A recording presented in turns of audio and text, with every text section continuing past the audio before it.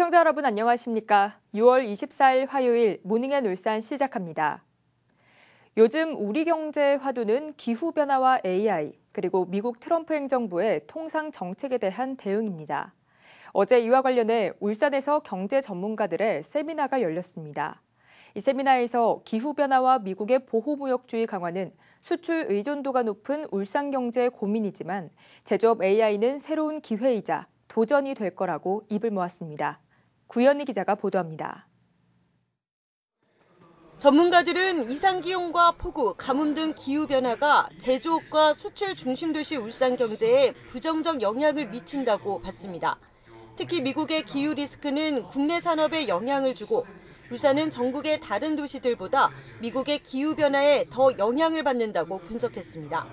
이에 주요 교역국과 기후 리스크 정보를 공유하는 체계를 구축하고 미국의 기후 리스크는 보다 면밀히 모니터링해야 한다고 강조했습니다. 시대의 큰 흐름이자 SK와 아마존 웹서비스의 통큰 투자로 울산의 새로운 중심 산업으로 급부상한 AI는 전통 제조업이 갖고 있는 문제의 해결사로도 떠올랐습니다.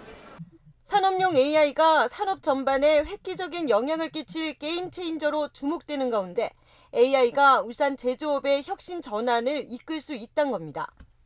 정유 석유화학은 에너지 절감 AI 모델 개발을 통한 스마트 플랜트 고도화와 데이터 기반의 공정 최적화가 가능하고 조선산업은 AI 기반 용접 등 생산 공정의 자동화로 생산성과 경쟁력을 획기적으로 높일 수 있을 걸로 봤습니다.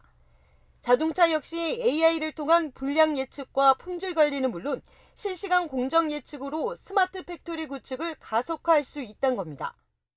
여러 가지 중요한 디지털 전환과 AI에 있어서 시도를 하는 것도 중요하고 그 시도를 울산시에서 그리고 또 여러 중앙정부에서 지원을 받아서 계속 더 잘할 수 있게 육성을 해야 되고.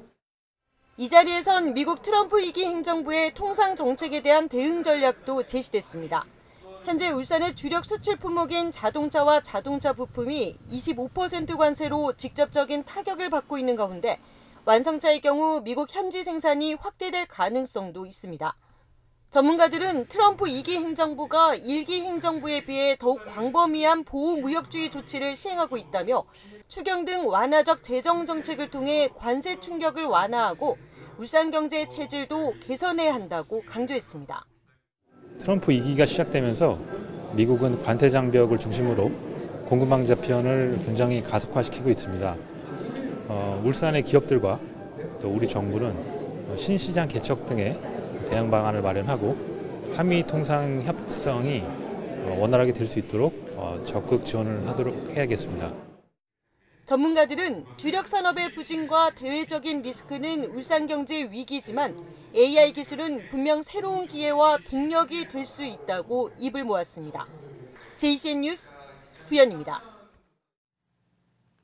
울산시는 어제 오후 시청 대회의실에서 한미 조선 협력 전문가 지산학 간담회를 개최했습니다. 어제 간담회는 세계적 조선산업 재편 국면에서 한미 간 조선 분야 협력 강화를 위한 것으로 울산에서는 HD 한국조선해양과 울산대학교, 울산과학기술원 교수진이 참석했으며 미국 측에서는 미 해군사관학교와 MIT, 미시간대, 버지니아 공대, 스티븐스 공대, 샌디에고 주립대 교수진이 함께했습니다.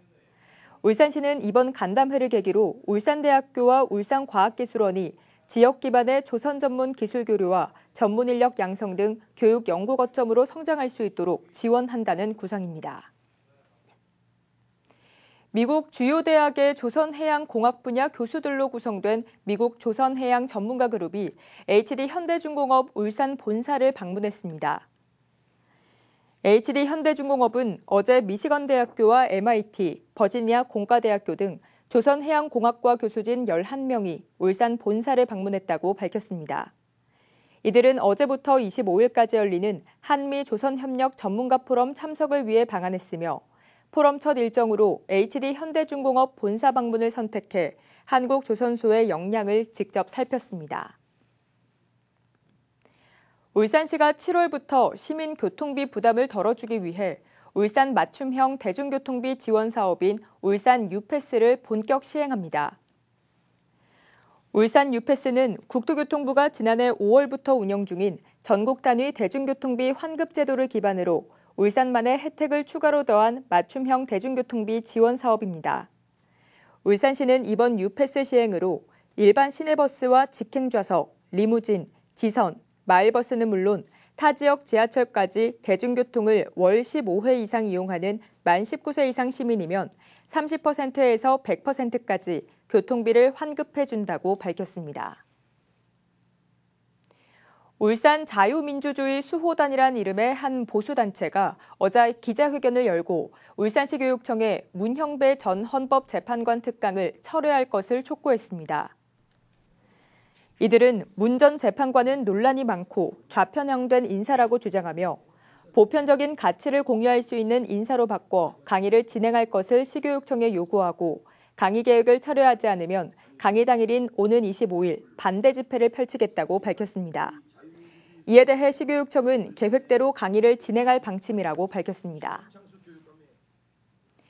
이달 말 임기 종료를 앞두고 있는 김용태 국민의힘 비상대책위원장이 오늘 지역 주력 산업 방문차 울산을 방문합니다. 김 위원장은 최근 제주와 인천 그리고 어제 강원도를 방문한 데 이어 네 번째로 울산의 현대자동차와 HD-현대중공업, 고려아연을 잇따라 방문합니다. 김 위원장은 이 같은 공식 행사 외에 김두겸 울산시장을 만나 자신이 내건 당내 5개 개혁안에 대한 의견 청취 활동을 벌일 것으로 전망됩니다. 국민의힘 서범수 의원은 정부가 추가 경정 예산 3,261억 원을 들여 추진하기로 한 고효율 가전제품 구매 비용 환급 사업이 세금으로 중국 등 외국 기업만 지원하는 결과를 빚을 수 있다고 지적했습니다.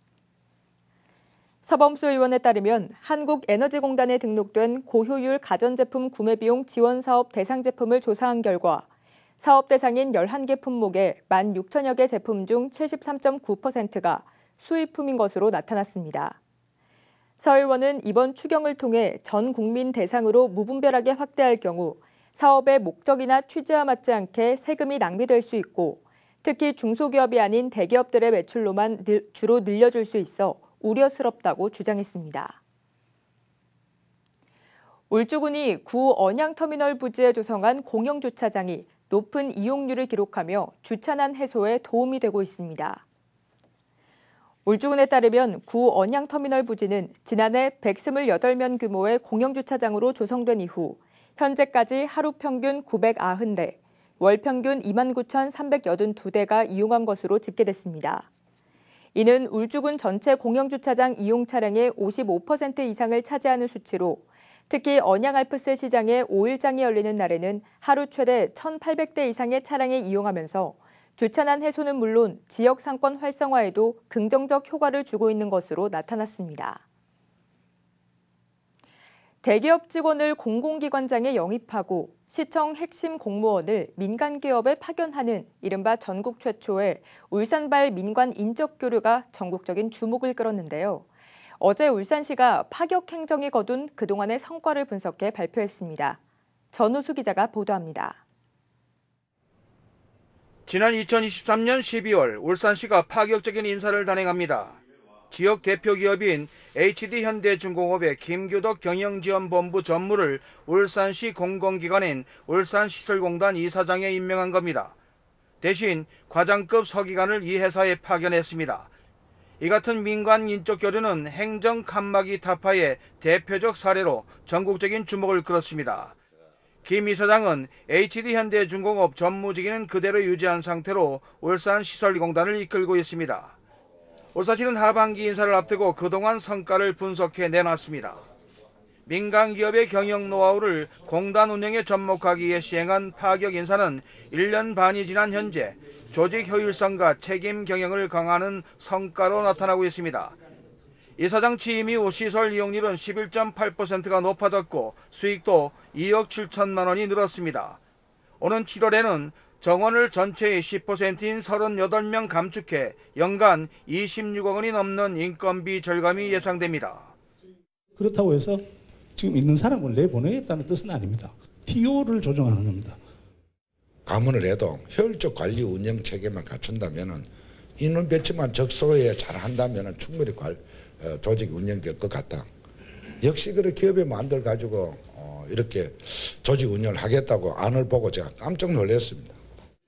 울산시는 이와 함께 공무원을 기업에 파견하는 등의 현장 중심 행정을 강화했습니다. 울산시의 기업 친화적 정책으로 최근 출범식을 가진 7조 원 규모의 울산 AI 데이터 센터 유치를 비롯해 방위사업청의 제재 압박을 받았던 HD현대중공업의 차기 구축함 사업도 다시 참여할 수 있게 됐습니다. 이 같은 울산시 민선 8기 기업 친화 정책은 최근 3년간 32조 7천억 원 규모의 투자 유치로 이어졌습니다. 이는 월 평균 9천억 원 규모의 투자 유치 성과입니다. 울산시는 기업 지원을 위한 투자 관리 권역을 기존 4곳에서 5곳으로 세분화하는 등 지원을 강화해 나갈 계획입니다. 울산시는 기업과 인연을 소중히 여기고 끝까지 책임지는 기업 친화 정책을 한층 강화해 나가기로 했습니다. JCN 뉴스 전우수입니다. 울산시교육청이 울산다운 2공공주택 지구에 신설될 가칭 제2다운초등학교의 설계 공모 당선작을 발표했습니다. 설계 공모엔 모두 10개 작품이 접수됐으며 당선작은 입체 도서실과 다층적 공동체 공간을 구성해 배움과 놀이, 만남과 사색이 어우러지는 융복합 교육 환경을 제시했습니다. 가칭 제2다운초는 연면적 10,000여 제곱미터, 지상 4층 규모로 조성돼 36학급 767명의 학생을 수용하게 되며 오는 2027년 12월 준공을 목표로 건립을 추진 중입니다. 울산시 보건환경연구원은 장마철을 앞두고 고온다습한 환경이 지속되면서 곰팡이 독소의 발생 가능성이 커지고 있다며 식품 섭취에 각별한 주의를 당부했습니다. 연구원은 400여 종에 달하는 곰팡이 독소는 열에 강해 일반적인 조리 과정을 거쳐도 완전히 제거되지 않으며 곰팡이가 핀 부분만 제거하더라도 독소가 이미 식품 전체에 퍼져 있을 가능성이 높아 각별한 주의가 요구된다고 강조했습니다. 연구원은 올해 상반기 동안 집단 급식소에 납품되는 농산물과 견과류, 다소비 식품 등 245건에 대해 곰팡이 독소 검사를 실시한 결과 모두 안전한 것으로 확인됐다고 밝혔습니다. 월드비전 경남울산 사업본부가 울산 지역 취약계층 학생들을 위한 지원금 10억 4,473만 원을 울산시 교육청에 전달했습니다. 전달된 지원금은 꿈 지원과 위기가정 긴급 지원, 난치병 치료비와 취약아동가정 현물 지원 등 8개 분야로 나눠 취약계층 학생들에게 직접 지원됩니다. 시교육청은 지난 2021년부터 월드비전과 업무 협약을 맺고 취약계층 학생들의 의료비와 생계비, 주거비 등을 지원하고 있습니다. 울산대학교 병원이 최근 호스피스 병동 운영을 중단한 가운데 지역 시민단체가 이에 반발하고 나섰습니다. 울산건강연대는 호스피스 완화 치료는 말기 환자들의 치료부터 유가족의 사별 후 과정까지 돕는 총체적인 돌봄 행위라며 울산대병원이 납득할 만한 사유 없이 병동을 없앴다고 주장했습니다. 이에 대해 울산대학교 병원 측은 입원이 필요한 환자들은 일반 병동을 통해 계속 호스피스 서비스를 제공할 예정이라며 서비스는 중단 없이 이어갈 계획이라고 밝혔습니다. 유니스트 연구팀이 햇빛과 물만으로 수소를 생산하는 고효율 인공나뭇잎 모듈을 개발했습니다. 유니스트 에너지화학공학과 이재성, 석상일, 장지욱 교수팀은 페로브 스카이트 기반 태양광 흡수층을 활용해 현재까지 보고된 인공나뭇잎 중 최고 수준인 수소 전환 효율 11.2%의 모듈형 인공나뭇잎을 만드는 데 성공했습니다. 개발된 인공나뭇잎은 140시간 연속 작동에서도 99% 초기 성능을 유지할 수 있으며 향후 인공광합성 기술 상용화에 기여할 걸로 기대되고 있습니다. 울산시가 지난 2022년 10월부터 추진 중인 통합심의제도가 주택 건설 사업 기간을 획기적으로 줄이는 성과를 거두고 있는 것으로 분석됐습니다. 울산시는 지난 한 해 동안 모두 13차례의 통합심의를 통해 15건의 안건을 처리하고 평균 7개월의 사업 기간을 단축했으며 올 상반기에도 모두 6차례의 회의를 통해 8건의 안건을 심의하고 이 가운데 5건은 원안대로 3건은 조건부 승인했다고 밝혔습니다. 특히 통합심의 처리 기간은 건축과 경관, 교통, 도시계획 분야가 기존보다 50일이 줄었고 건축 경관 분야는 25일로 줄어드는 등의 성과를 보였습니다. 북구의 한 초등학교 인근 무인 편의점에 게임에서 이기면 현금을 주는 오락기를 설치해 운영한 30대 업주가 경찰에 붙잡혔습니다. 경찰은 지난 1일 오후 신고를 받고 출동해 해당 무인 편의점에 설치된 사행성 오락기의 동전을 압수하고 파출소에 이미 출석한 30대 업주 A씨를 사행 행위 등에 관한 특례법 위반 혐의로 불구속 입건했습니다. 경찰은 해당 오락기의 판매처와 A씨의 여죄 등을 수사 중입니다. 2025 충무훈련이 어제부터 27일까지 5일간 열립니다. 이번 훈련에는 울산시와 5개 구군을 비롯해 군경과 소방, 중점 관리 대상 업체 등 21개 기관이 참여해 비상 대비 계획의 실효성을 검증하고 전시 임무 수행 절차를 숙달하게 됩니다. 울산시 관계자는 이번 충무훈련은 실질적인 훈련과 전시 대비 계획의 실효성을 검증하는 기회라며 지역의 안전과 안보를 함께 지키는 튼튼한 울타리를 만드는 계기가 될 것이라고 말했습니다. JCN 모닝앤울산 마칩니다. 함께해 주신 여러분 고맙습니다.